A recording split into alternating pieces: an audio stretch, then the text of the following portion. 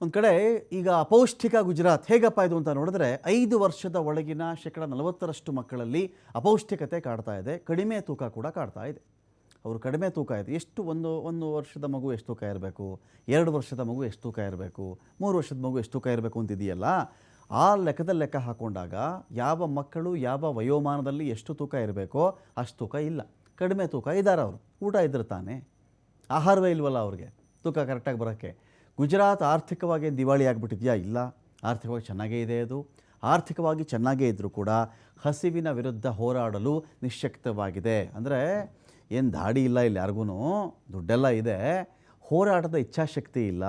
ಎಲ್ಲ ಮಕ್ಕಳು ಊಟ ಮಾಡಲಿ ಎನ್ನುವ ಆಸಕ್ತಿ ಇಲ್ಲ ಅಂತ ಅಷ್ಟೇ. ಅದು ರಾಜಕೀಯ ಇಚ್ಛಾಶಕ್ತಿ ಕೊರತೆ ಇರೋ ಕಾರಣದಿಂದಾಗಿ ಈ ಥರ ಆಗ್ತಾಯಿದೆ ಗುಜರಾತ್ ಅಂತ. ಹಸಿವಿನ ಸೂಚ್ಯಂಕದಲ್ಲಿ ದೇಶದಲ್ಲಿ ಗುಜರಾತ್ಗೆ 25ನೇ ಸ್ಥಾನ. ಹಸಿವಿನ ಸೂಚ್ಯಂಕ ಅಂತ ಬಂದಾಗ ಹಸಿವಿನ ವಿರುದ್ಧದ ಹೋರಾಟದಲ್ಲೂ ಕೂಡ ಇವರು ಹಿಂದೆ ಬಿದ್ದಿದ್ದಾರೆ. ಫಸ್ಟು ಎಲ್ಲ ಜನಗಳಿಗೆ ಊಟ ಕೊಡಬೇಕಲ್ವಾ, ಅವ್ರದ್ದು ಒಂದು ಸರ್ಕಾರದ ಕರ್ತವ್ಯ ಆಗ್ತವೆ ಇವೆಲ್ಲವೂ ಕೂಡ. ಇಲ್ಲ ಜನಗಳಿಗೆ ಕೆಲಸ ಆದರೂ ಕೊಡಬೇಕು, ಕೆಲಸ ಇಲ್ಲದೆ ಇದ್ದಾಗ ಊಟ ಕೊಡೋ ಜವಾಬ್ದಾರಿ ಕೂಡ ಇರುತ್ತೆ.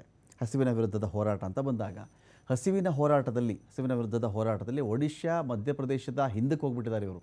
ಅವ್ರಿಗಿಂತ ಹಿಂದಕ್ಕೆ ಹೋಗಿರೋದು ಇವರು. 62.5% ಗರ್ಭಿಣಿಯರಲ್ಲಿ ರಕ್ತಹೀನತೆ ಇದೆ. ಅವ್ರಿಗೆ ನೆಟ್ಟಿಗೆ ಊಟ ಇರಬೇಕಲ್ವೇನ್ರಿ? ಊಟ ಇದ್ದರೆ ರಕ್ತ ಚೆನ್ನಾಗಿರುತ್ತೆ, ಶಕ್ತಿ ಚೆನ್ನಾಗಿರುತ್ತೆ, ಪೌಷ್ಟಿಕಾಂಶ ಚೆನ್ನಾಗಿರುತ್ತೆ. ಅದೇ ಇಲ್ಲ ಅಂದರೆ, ಊಟವೇ ನೆಟ್ಟಿಗಿಲ್ಲ ಅಂತ ಹೇಳಿದ್ರೆ ಯಾವ ಪೌಷ್ಟಿಕಾಂಶ ಬರುತ್ತೆ, ಯಾವ ರಕ್ತ ತುಂಬಿಕೊಳ್ಳುತ್ತೆ? ಅನಿಮಿಕ್ ಆಗಿರ್ತಾರೆ ಅವರು. ಅಂದರೆ ಅನಿಮಿಯಾ ಅವರಿಗೆ ಕಾಡ್ತಾ ಇರುತ್ತೆ, ರಕ್ತಹೀನತೆ ಅವ್ರಿಗಿದೆ ಅಂತ. 2018ನೇ ಸಾಲು 19ನೇ ಸಾಲಿಗೆ ಹೋಲಿಸ್ಕೊಂಡಾಗ ಈಗ ಅಪೌಷ್ಟಿಕತೆಯಿಂದ ಬಳಲ್ತಾ ಇರ್ತಕ್ಕಂಥ ಮಕ್ಕಳು ಮತ್ತು ರಕ್ತಹೀನತೆ ಸಮಸ್ಯೆಯಿಂದ ಬಳಲ್ತಾ ಇರ್ತಕ್ಕಂಥ ಮಹಿಳೆಯರ ಸಂಖ್ಯೆ ಜಾಸ್ತಿ ಆಗಿದೆ. ಗುಜರಾತ್ನ ಗ್ರಾಮೀಣ ಭಾಗದಲ್ಲಿ 44.45% ಮಂದಿ ಪೌಷ್ಟಿಕಾಂಶ ವಂಚಿತರಾಗಿದ್ದಾರೆ. ಇಷ್ಟು ಜನಗಳಿಗೆ ಅಂದರೆ ಹೆಚ್ಚು 44.45 ಅಂದರೆ ಅರ್ಧಕ್ಕರ್ಧ ಅಂತ ಅಂದ್ಕೊಳ್ಳಿ, ಇನ್ನೊಂದು 5% ಆ ಕಡೆ ಈ ಕಡೆ ಇರಲಿ. ಅರ್ಧಕ್ಕರ್ಧ ಜನಕ್ಕೆ ಪೌಷ್ಟಿಕಾಂಶವೇ ಇಲ್ಲ ಅಂದರೆ ಹೇಗೆ? ನಗರ ಪ್ರದೇಶಗಳಲ್ಲಿ 28.97% ಪೌಷ್ಟಿಕಾಂಶ ವಂಚಿತರು ಇರುವ ಬಗ್ಗೆ ಒಂದು ಆಘಾತಕಾರಿ ವರದಿ ಹೊರಬಿದ್ದಿದೆ.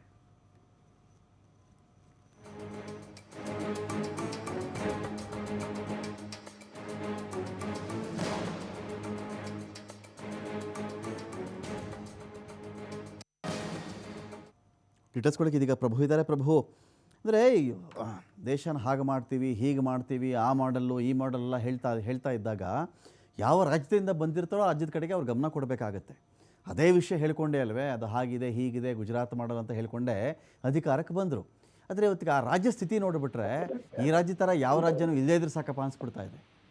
ಇಷ್ಟು ಅಪೌಷ್ಟಿಕಾಂಶದಿಂದ ಮಕ್ಕಳು ಬಳಲೋದು, ರಕ್ತಹೀನತೆಯಿಂದ ಗರ್ಭಿಣಿಯರು ಬಳಲೋದು, ಈ ವಿಚಾರಗಳೆಲ್ಲ ಇದೆಯಲ್ಲ, ಬೇರೆ ಯಾವ ರಾಜ್ಯಗಳು ಈ ಥರ ಆಗದೇ ಇದ್ರೆ ಸಾಕಪ್ಪ ಅಂತ. ಏನು ಪರಿಸ್ಥಿತಿ ಗುಜರಾತ್ದು ಅಂತ? ನಿಜಕ್ಕೂ ರಮಕಾಂತ್, ಈಗ ಇಡೀ ದೇಶಾದ್ಯಂತ ಗುಜರಾತ್ ಮಾಡಲ್ ಮಾಡಬೇಕು ಬೇರೆ ಬೇರೆ ರಾಜ್ಯಗಳನ್ನ ಅನ್ನುವಂತ ಭಾಷಣವನ್ನ ಪ್ರಚಾರಗಳಲ್ಲಿ ಅಥವಾ ಬೇರೆ ಬೇರೆ ಕಡೆಗಳಲ್ಲಿ ಪ್ರಧಾನಮಂತ್ರಿ ನರೇಂದ್ರ ಮೋದಿ ಅವರು ಸಹಜವಾಗಿ ಪ್ರಸ್ತಾಪವನ್ನು ಮಾಡ್ತಾ ಇದ್ರು. ಒಂದ್ ರೀತಿ ಬೇರೆ ರಾಜ್ಯಗಳಿಗೆ ಮಾದರಿಯಾಗಿದೆ ಅನ್ನೋದು ಹಲವರು ಇದನ್ನ ಪಡೆದುಕೊಳ್ತಾ ಇದ್ರು. ಆದ್ರೆ ಈಗ ನಿಜಕ್ಕೂ ಅಲ್ಲಿನ ಗುಜರಾತ್ ರಾಜ್ಯದಲ್ಲಿನ ಸದ್ಯದ ಪರಿಸ್ಥಿತಿ ನೋಡ್ತಾ ಇದ್ರೆ ಯಾವ ರೀತಿ ಕಳಪೆ ಮಟ್ಟಕ್ಕೆ ಹೋಗಿದೆ ಅಂತ ಹೇಳಿದ್ರೆ ಈ ಹಸಿವಿನ ಸೂಚ್ಯಂಕ ಮತ್ತು ಅಪೌಷ್ಟಿಕತೆಯಿಂದ ಬಳಲ್ತಾ ಇರುವಂತಹ ಒಂದು ಮಕ್ಕಳನ್ನು ನೋಡಿದ್ರೆ, ಯಾಕಂತ ಹೇಳಿದ್ರೆ ಈಗ ನೀವ್ ಹೇಳ್ತಾ ಇದ್ರು ಯಾವ ರೀತಿ ಅಂಕಿ ಸಂಖ್ಯೆಗಳಿದಾವೆ ಅಂತ ಹೇಳಿ. ಕಳೆದ 2018ರಿಂದ ಇಲ್ಲಿವರೆಗೆ 2000 ಸೂಚ್ಯಂಕಗಳನ್ನ ಗಮನಿಸಬೇಕಾಗತ್ತೆ. 2018ಕ್ಕೆ 46% ಹಸಿವಿನ ಸೂಚ್ಯಂಕ. ಅದಾದ್ಮೇಲೆ 2 ವರ್ಷದ ನಂತರ 41ಕ್ಕೆ ಅಂದ್ರೆ ಉತ್ತಮವಾಗಿ ಮತ್ತೆ ಹ್ಯಾಂಡಲ್ ಮಾಡುವ ಸೂಚ್ಯಗಳಾಗುತ್ತೆ. ಅದಾದ್ಮೇಲೆ 46ಕ್ಕೆ ಬರುತ್ತೆ. ಬಟ್ ಈಗ 49ಕ್ಕಿಂತ ಜಾಸ್ತಿ ಹೋಗಿದೆ. ಅಂದ್ರೆ ಈಗ ಸರಾಸರಿ 40% ಮಕ್ಕಳು ಈಗ ಪೌಷ್ಟಿಕತೆಯಿಂದ, ಪೌಷ್ಟಿಕಾಹಾರಗಳಿಂದ ವಂಚಿತರಾಗ್ತಿದ್ದಾರೆ ಅನ್ನೋದು ಬಹಳ ಸ್ಪಷ್ಟವಾಗಿ ಗೊತ್ತಾಗ್ತಾ ಇದೆ. ಅಂದ್ರೆ ಈಗ ಗುಜರಾತ್ ಒಂದೊಂದು ಆದಂತಹ ಮುಖಗಳು ಬಯಲಾಗ್ತಾ ಇದಾವೆ. ಬಟ್ ಈಗ ನಿಜಕ್ಕೂ ಕೂಡ ನರೇಂದ್ರ ಮೋದಿ ಅವರು ಕೂಡ ತವರು ರಾಜ್ಯ ಆಗಿರೋದ್ರಾಗಿ ಸಹಜವಾಗಿ ಮುಜುಗರವನ್ನು ತರ್ತಾ ಇದೆ. ಬಟ್ ಈಗ ಯಾವಾಗ ಈಗ ರಾಜಕೀಯವಾಗಿ ಅಲ್ಲಿ ಕೆಲವೊಂದಿಷ್ಟು ನಿರ್ಧಾರಗಳಿಂದಾಗಿ ಅಥವಾ ಪ್ರಧಾನಿ ನರೇಂದ್ರ ಮೋದಿ ಅವರು ತಮ್ಮ ರಾಜ್ಯಕ್ಕೆ ಯಾವ ರೀತಿ ಕೊಡುಗೆ ಕೊಟ್ಟಿದ್ದಾರೆ ಅನ್ನೋದು ಕೂಡ ಈ ಅಂಕಿ ಸಂಖ್ಯೆ ನೋಡಿದ್ರೆ ಗೊತ್ತಾಗುತ್ತೆ. ಒಂದಂತೂ ಸತ್ಯ, ಪೌಷ್ಟಿಕಾಂಶಗಳ ಕೊರತೆಯಿಂದ ಮಕ್ಕಳು ಈಗ ಒಂದು ಪುನರ್ವಸತಿ ಕೇಂದ್ರಕ್ಕೆ ದಿನದಿಂದ ದಿನಕ್ಕೆ ದಾಖಲಾಗುವವರ ಸಂಖ್ಯೆ ಕೂಡ ಹೆಚ್ಚಳ ಆಗ್ತಾ ಇದೆ. ಅಂದ್ರೆ ಆ ಮಕ್ಕಳ ಮಡಿಲಲ್ಲಿ ಮಲಗೋದಕ್ಕಿಂತ ಹೆಚ್ಚಾಗಿ ಮಕ್ಕಳು ಪುನರ್ವಸತಿ ಕೇಂದ್ರಗಳಿಗೆ ಅಂದ್ರೆ ಪೌಷ್ಟಿಕಾಂಶ ಆಹಾರಗಳನ್ನು ಒದಗಿಸುವಂತಹ ಕೇಂದ್ರಗಳಿಗೆ ಶಿಫ್ಟ್ ಆಗುವಂತದ್ದೇ ಜಾಸ್ತಿ ಆಗ್ತಿದೆ. ಹಾಗಾಗಿ ಗುಜರಾತ್ ಮಾಡಲ್ ಅನ್ನುವಂಥದ್ದೇನು ಈಗ ಹೇಳ್ಕೊಂಡು ಓಡಾಡ್ತಾ ಇದ್ರು. ಬಟ್ ಗುಜರಾತ್ ಅನ್ನ ಒಮ್ಮೆ ತಿರುಗಿ ನೋಡ್ಕೊಳ್ಬೇಕು ಅನ್ನೋದು ಕೂಡ ಈಗ ಒಂದು ಸಂದೇಶವನ್ನು ಕೊಡ್ತಾ ಇದೆ. ಬಟ್ ಅಹಮದಾಬಾದ್ ಏನಿದೆ ಅತಿ ಹೆಚ್ಚು ಶ್ರೀಮಂತರಿರುವಂತಹ ನಗರ, ಅಲ್ಲಿನೇ ಜಾಸ್ತಿ ಏನು ಪೌಷ್ಟಿಕಾಂಶದ ಕೊರತೆಯಿಂದ ಮಕ್ಕಳು ಬಳಲುವಂಥವ್ರ ಸಂಖ್ಯೆ ಜಾಸ್ತಿ ಆಗಿದೆ ಅನ್ನೋದು ಈಗ ನೀತಿ ಆಯೋಗ ಕೊಟ್ಟಿರುವಂತಹ ಅಂಕಿ ಸಂಖ್ಯೆಗಳಿಂದ ಗೊತ್ತಾಗ್ತಿದೆ ರಮಕಾಂತ್. ಒಟ್ಟಿನಲ್ಲಿ ಈಗ ಪ್ರಧಾನಿ ನರೇಂದ್ರ ಮೋದಿ ಅವರಿಗೆ ಈಗ ನೈತಿಕತೆ ಪ್ರಶ್ನೆ ಒಂದು ಸಹಜವಾಗಿ ಸಾರ್ವಜನಿಕ ವಲಯದಲ್ಲಿ ಎದ್ದಿರುವುದಂತೂ ಈ ಅಂಕಿಅಂಶಗಳಿಂದ ಸ್ಪಷ್ಟವಾಗಿ ಗೊತ್ತಾಗ್ತದೆ ರಮಕಾಂತ್. Thank you Prabhu.